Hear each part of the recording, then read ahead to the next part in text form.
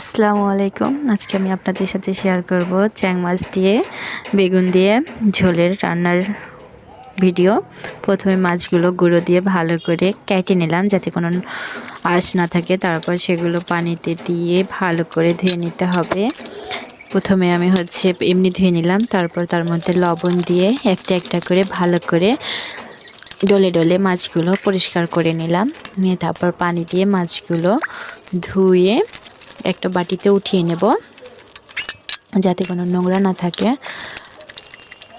দেখছেন মাছগুলো অনেক কয়বার করে ধুয়ে নিয়েছি যাতে কোনো ময়লা থাকার রিস্ক না থাকে। তারপর আম্মুকে দিয়ে আমি বেগুন কাটিয়ে নিলাম। বেগুন দিয়ে আলু দিয়ে মাছ দিয়ে রান্না করা হবে, এই জন্য আম্মু বেগুন কাটতেছে, তারপর আম্মু আলু কেটে দিচ্ছে। তারপরে একটা বাটিতে আমি পরিমাণ মতো লবণ নিলাম, তারপরে মরিচের গুঁড়া, হলুদের গুঁড়া, তারপর আগে থেকে বেটে রাখা বাটা মশলা, রসুন বাটা, তারপর জিরা বাটা নিলাম। নিয়ে তার মধ্যে পানি দিলাম, দিয়ে সেগুলো ভালো করে মিশিয়ে নিলাম। নিয়ে আগে থেকে আমি পেঁয়াজের কুচি করে রেখেছি, সেগুলো চুলাতে দিয়ে কিছুক্ষণ তেল দিলাম, দিয়ে ভালো করে নেড়ে নিচ্ছি যাতে পেঁয়াজটা ভাজা ভাজা হয়ে যায়। তারপরে মশলা মাখিয়ে রাখা মশলাটা দিয়ে দিলাম, দিয়ে কিছুক্ষণ জাল করে নিচ্ছি যাতে সুন্দর একটা কালার চলে আসে। কিছুক্ষণ জাল করার পর দেখতে পাচ্ছেন কত সুন্দর একটা কালার চলে আসছে। তারপর আমি এর মধ্যে মাছ দিয়ে দিব।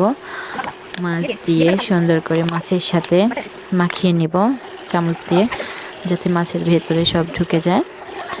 দেখতে পাচ্ছেন কত সুন্দর লাগতেছে। তারপর আমি পানি দিয়ে দেব। পানি দিয়ে কিছুক্ষণ আমি জাল করে নেব যাতে মাছের গন্ধ না থাকে। জাল করা হয়ে গেলে তা উঠিয়ে নেব। মাছগুলো উঠিয়ে নিয়ে যে ঝোলগুলো আছে ওর মধ্যে বেগুন দিয়ে দেব। বেগুন দিয়ে নেড়ে নেব, বেগুনের ভেতর যাতে সব ঢুকে যায়। নেড়ে কিছুক্ষণ কষিয়ে তার মধ্যে পানি দিয়ে দেব। পানি দিয়ে দিয়েছি যাতে সেদ্ধ হয়। কিছুক্ষণ সেদ্ধ করলাম, সেদ্ধ করার পর তারপরে সেদ্ধ হয়ে গেছে। তারপর তার উপরে মাছ দিয়ে দিচ্ছি। দিয়ে কিছুক্ষণ হয়ে গেল। তারপরে